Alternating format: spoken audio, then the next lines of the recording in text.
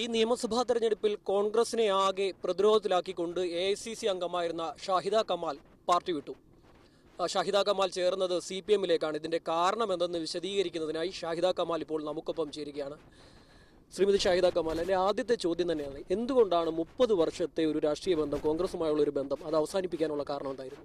ഉത്തരേന്ത്യൻ സംസ്ഥാനങ്ങളിലൊക്കെ വളരെ ആശങ്കയോടുകൂടി, വളരെ ഭയത്തോടു കൂടിയാണ് മതന്യൂനപക്ഷങ്ങൾ അവിടെ ജീവിക്കുന്നത്. നമ്മൾ കാണുന്നു, ഓരോ ദിവസവും പത്രമാധ്യമങ്ങളിലൊക്കെ നമ്മൾ കാണുന്നത്. പക്ഷേ അത്തരം സാഹചര്യങ്ങളൊക്കെ വടക്കേ ഇന്ത്യൻ സംസ്ഥാനങ്ങളിൽ കാണുമ്പോൾ നമ്മൾ ഈ കേരളത്തിൽ സുരക്ഷിതരായി നമുക്കൊരു സംരക്ഷണം കിട്ടുന്നത് CPM നേതൃത്വം കൊടുക്കുന്ന ഇടതുപക്ഷ ജനാധിപത്യ മുന്നണിക്ക് അടിത്തറയുള്ളതുകൊണ്ടും ശക്തിയുള്ളതുകൊണ്ടുമാണ് എന്ന് അനുഭവസ്ഥരായ നമുക്കെല്ലാവർക്കും അറിയാം.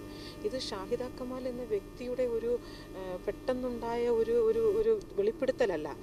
കഴിഞ്ഞ കുറേ നാളുകളായി കോൺഗ്രസിനകത്ത് നിന്നുകൊണ്ട് കോൺഗ്രസിനകത്ത് മതന്യൂനപക്ഷങ്ങളെ ഒതുക്കുന്ന ചില രഹസ്യമായ അജണ്ട, അത് പുറമേ മതന്യൂനപക്ഷങ്ങളെ സംരക്ഷിക്കുന്നു എന്ന് പറയുകയും ഒപ്പം തന്നെ രഹസ്യമായി ഒരു അജണ്ട വെച്ചുകൊണ്ട് മതന്യൂനപക്ഷങ്ങളെ ഇല്ലായ്മ ചെയ്യുവാൻ, കാരണം എല്ലാ തലങ്ങളിൽ നിന്നും, പാർട്ടി തലങ്ങളിൽ നിന്നായാലും അധികാര തലങ്ങളിൽ നിന്നായാലും നിയമനിർമ്മാണ സഭകളിൽ നിന്നായാലും അത് അവരെ ഇല്ലായ്മ ചെയ്യുക, അല്ലെങ്കിൽ ഘട്ടം ഘട്ടമായി, ഇവിടെ മദ്യഷാപ്പ് ഘട്ടം ഘട്ടമായി നിർത്തുമെന്ന് പറഞ്ഞിട്ട് 5 ബാർ തുറന്ന്, പക്ഷേ മതന്യൂനപക്ഷങ്ങളുടെയും മറ്റ് പിന്നോക്ക വിഭാഗങ്ങളുടെയും ന്യൂനപക്ഷങ്ങളുടെയും കാര്യത്തിൽ ഘട്ടം ഘട്ടമായി ഒതുക്കിക്കൊണ്ടിരിക്കുകയാണ്.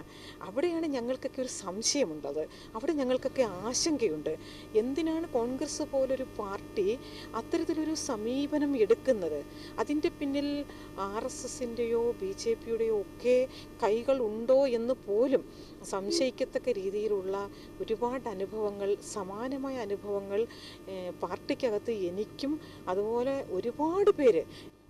കൊടിയേരി പങ്കെടുത്ത പരിപാടിയിലാണ് താങ്കൾ CPM-ലേക്ക് കടന്നു വരുന്നത്. ആ ഒരു പരിപാടിയിൽ ശ്രീമതി ഷാഹിദ കമാൽ സംസാരിച്ചൊരു വാക്കിതാണ്, ഭർത്താവ് മരിച്ചതിന് ശേഷം കോൺഗ്രസ് നേതാക്കൾ വഞ്ചിച്ചു, രാഷ്ട്രീയപരമായി വഞ്ചിച്ചു എന്ന് ഒരു വലിയൊരു ആരോപണം ഷാഹിദ കമാൽ ഉന്നയിക്കുകയുണ്ടായി. എന്തായിരുന്നു ആ വഞ്ചന?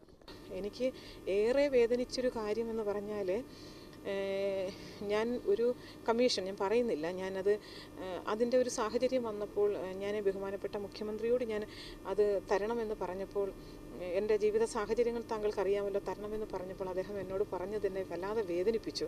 അദ്ദേഹം പറഞ്ഞത്, അതിൽ മുസ്ലിം ലീഗ് ഒരാളെ വെക്കുകയാണ്, പിന്നെ എങ്ങനെ കോൺഗ്രസ് ഇനി ഒരു മുസ്ലിമിനെ വെക്കും എന്ന് ചോദിച്ചത് എനിക്ക് വല്ലാതെ നൊന്തു, എൻ്റെ മനസ്സിനെ വല്ലാതെ വേദനിപ്പിച്ചു.